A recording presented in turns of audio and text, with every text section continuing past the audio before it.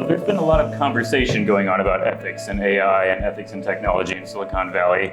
I'd like to hear what you envision as being the utopian great scenario for AI where things work out wonderfully, the dystopian terrible scenario where everything goes wrong, and then where do you think it's actually going to go? What's the realistic scenario from your perspective? There's a lot of amazingly good stuff happening with AI today.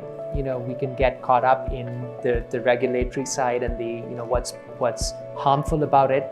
The best case scenario is a very, very good scenario, and it's stuff that we're seeing happen today. The bad case, I think, the extreme case, of course, is the weaponization of AI. Not so much just in terms of bots being able to publish fake news, but actually in the way that it spreads virally.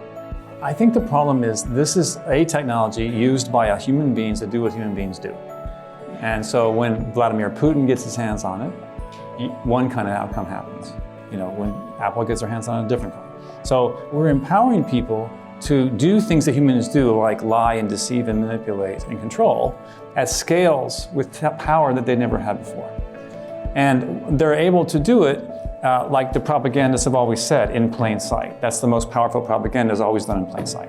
We spend so much time thinking about how to stop AI from doing harm that we never get around to having the conversation of what we want it to do, what we think it's good for, and how we could build society to foster the uses of AI that would actually advance the public interest.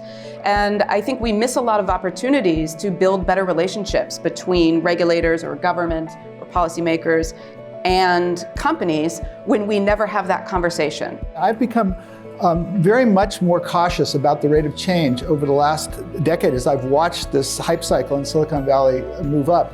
And when I began to look around in the world, I realized that the world we're going to live in 20, 30, 50 years from now is very different than the world we're living in now. And I stopped asking the classic Silicon Valley question, which is, when are we going to have self-driving cars?